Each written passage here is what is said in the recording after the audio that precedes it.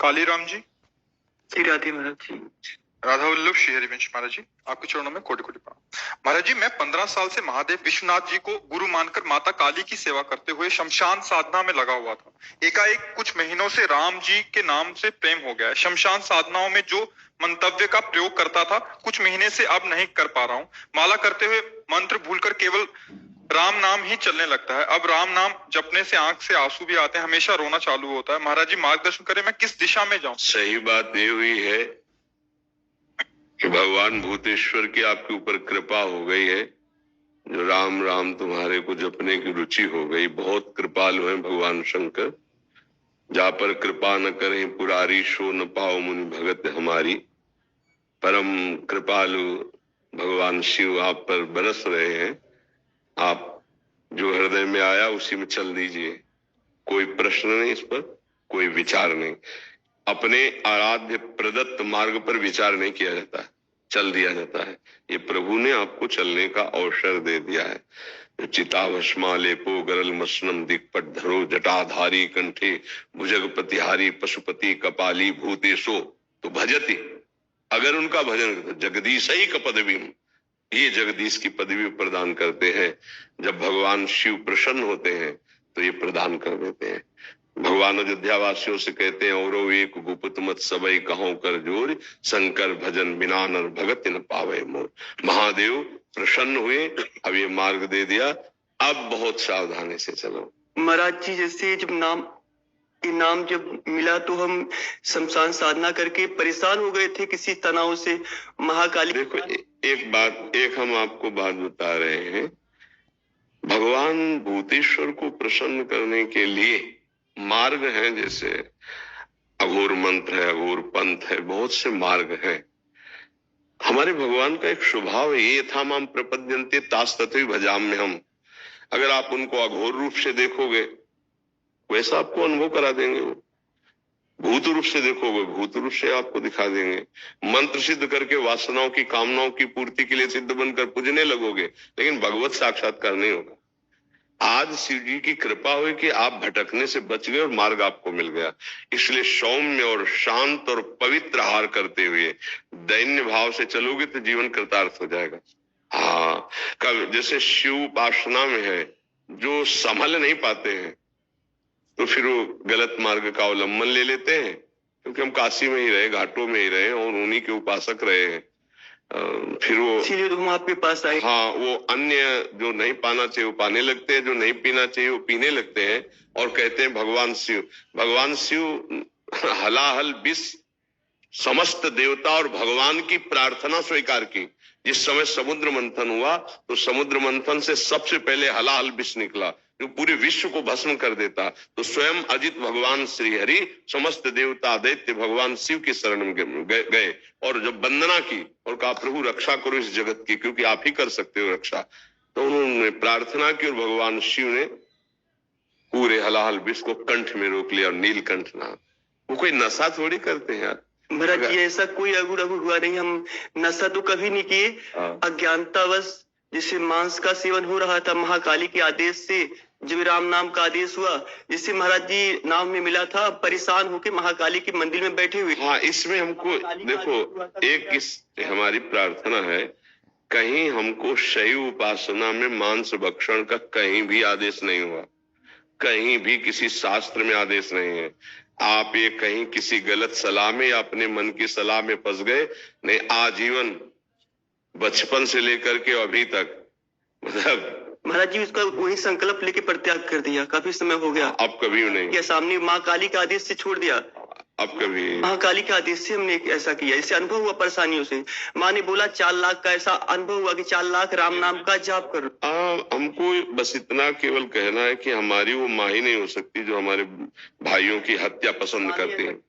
अगर वो हमारी जगदम्बा है तो हमारा ही भाई वो है। और अगर बकरा की बलि लेकर अम्मा प्रसन्न होती तो मुझे लगता वो अम्मा नहीं है। ऐसा माँ का स्वभाव नहीं है। ये हमारा अपनी जिह्वा को पोषित करने के लिए ऐसी लीलाएं करते हैं। नहीं तो अम्बा ने रक्त चाटा, रक्त बीज का कारण था। वो ऐसा राक्षस दैत्य था कि अगर उसका अस्त्र मारो और जितने बूंद वो गिरेगा रक्त, उतना दूसरा रक्त बीज तैयार। अब कोई देवता अस्त्र प्रहार करे तो सैकड़ों लाखों रक्त बीज तैयार। अब अम्बा ने विचार किया अब कैसे इसको कैसे, भाई आप जितना काटो उसको, एक को काटा जितना रक्त निकला लाखों रक्त बीज वैसे ही तैयार हो गए। तब आद्या शक्ति महाकाली की सब देवताओं ने प्रार्थना की कि अम्मा तुम ही देख सकती हो, बहुत ही उद्दंडता कर रहा है। तो योजनों लंबी जिब्या, योजनों विशाल खड्ग और खप्पर मारा, जिब्या में लपेट करके पूरा चाट गए, एक और नेरे सबको मार के। तो अम्बा ने ये किया है अपने बेटों की रक्षा के लिए। ये जो निरीह जीव है तुम्हारे एक चुटकी से ऐसे काटे तो आ करोगे, पर दुख देने वाला कभी सुखी हो जाए, किसी की आराधना करता हो, मुझे तो समझ में नहीं आता। आराधना का स्वरूप होता है परहित सरिष। कोई भी सिद्धांत ऐसा हमें आज तक नहीं मिला, क्योंकि शैव उपासना में हम भी रहे और बहुत अनन्य रहे और कट्टर शैव रहे, कोई मिलावट नहीं रही है। हाँ, ऐसा नहीं कि हम चिता की भस्म नहीं लगाई या काशी के घाटों का सेवन नहीं किया या भस्मीभूत महादेव जी की आराधना नहीं की, पर अभक्षा भक्ष का कहीं भी ऐसा नहीं लिखा। देखो एक स्थिति होती है, जैसे आद्य गुरु भगवान शंकराचार्य जा रहे थे तो अपने शिष्यों की परीक्षा के लिए वो एक जगह मछली बिक रही थी, ऐसे उठाया, ऐसे ऐसे खड़े हो गए। तो चार जो शिष्य थे वो खड़े रहे ऐसे, और अन्य जो थे कि गुरुजी पा रहे तो अनुकरण कर रहे हैं। आगे बढ़े तो कांच गलाया जा रहा था, नारियल का खप्पर में से भरा कांच हो, ऐसे गलता हुआ कांच पी लिए। अब शिष्यों की तरफ देखा, उनकी तरफ नहीं, बोले पियो। गुरुजी सामर्थ्य ने तो मछली क्यों खाई? बोले आपने खाई। तो बोले पिया ना हमने। उनसे पूछा आपने क्यों नहीं खाया जब हम पा रहे थे? उन्होंने आपने आज्ञा नहीं करी। उत्तम बात यह है कि जो सिद्ध महापुरुष कर रहे हैं वो हमारी सामर्थ्य है। अब उन्होंने ऐसे किया, जिंदा मछली निकल गया, जल में छोड़ दिया। अब वो ऐसे किए तो सब लीवर में पहुंच चुकी थी।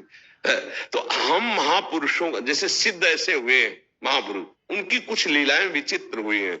हम उनके केवल आदेश उपदेश से जो आचरण मिलते वो मानते हैं, अन्यथा प्रणाम है, आप महापुरुष हो, आपकी बात अलग है, हमको वैसे कार्य नहीं करने हैं। तो बड़ी कृपा हुई, खूब नाम जप करो और पवित्र भोजन, पवित्र आचरण और किसी भी जीव को किसी भी तरह से दुख ना पहुंचाना, इसी से साधुता पुष्ट होती, चाहे जिस मार्ग का हो। नहीं तो आप देखो, आप खुद निर्णय करें कि आपकी बुद्धि आपको धोखा देने लगी थी, मतलब हाँ, आगे चल करके जो स्थिति आती वो आप अपने को भले सिद्ध कहते, लेकिन एक पागल की सिवा और कोई स्थिति नहीं रहती।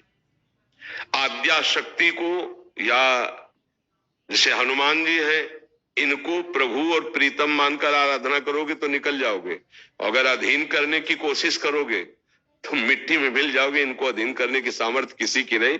जब अम्बा अपने रूप में आ गई तो शिव जी चरणों में पड़े थे। दर्शन करते हो कभी? ऐसा दर्शन क्यों? मां विशाल और वो चरणों में पड़े हुए हैं।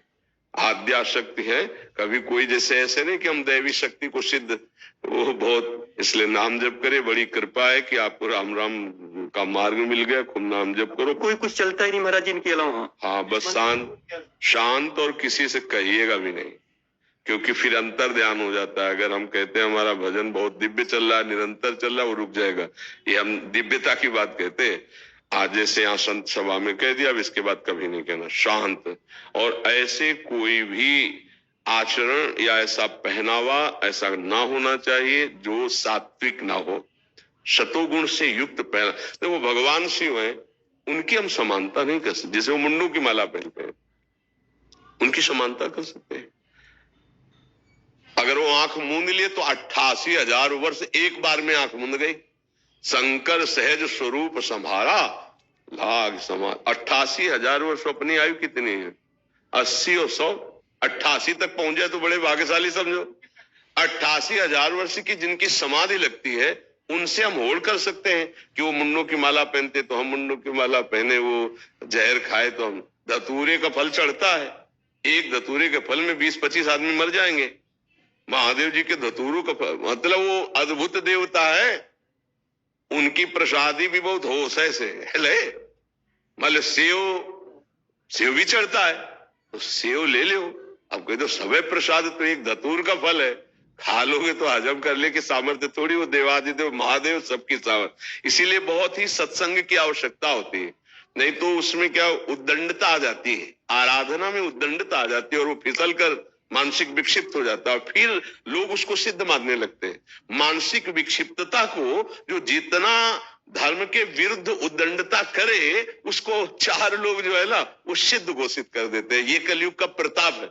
जैसे कई बातें ऐसे देखने को मिलती हैं जो तस्मात् शास्त्रम प्रमाणम ते कार्यकारी व्यवस्थित हो, कभी सिद्ध ऐसा नहीं कर सकते, क्योंकि जैसे हम सात्विक भाव लेकर के चले और परिपक्व हुए तो वही भाव रहेंगे ना। तो सिद्धावस्था में तो और सावधानी सिद्ध हो चुकी है, वो असावधान कैसे बर्ताव करता है। आजकल जितना कोई असावधान बर्ताव करे तो उसे कहा जाता है ये सिद्ध हो गए, क्योंकि अज्ञानी जीव है। सिद्धावस्था की हर एक स्थिति हमारे शास्त्र में लिखी है। सिद्धावस्था का सीधा परिचय है जिसकी कोई चाह नहीं रह गई है, जिसको अपमान दुख नहीं दे सकता, सम्मान सुख नहीं दे सकता, जिसको मृत्यु से भय नहीं लगता, जो सच्चिदानंद की स्थिति में हर समय रहता है, वो परिपक्व माना जाता है। अब ऐसा नहीं कि भक्ष का कोई विधान न माने, मन मानी आचरण कर बोले, क्यों बोले सिद्ध हो गए या उदित हो गए, ऐसा हमने शास्त्रों में नहीं पढ़ा। हमने सिद्धों के खूब दर्शन किए गंगा किनारे, बड़ी मर्यादा से, बड़ी शास्त्र पद्धति से रहने वाले।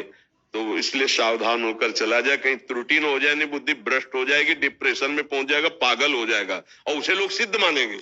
चमत्कार ये होता है कि उसी को सिद्ध मान लिया जो तरह ऊट पटांग बोले अरे सिद्ध पुरुष अवधूत है इनकी, नहीं, उसको दवा की जरूरत है, उसे दवा ले, शांति से शास्त्र मर्यादा से चले, ऐसा है जी।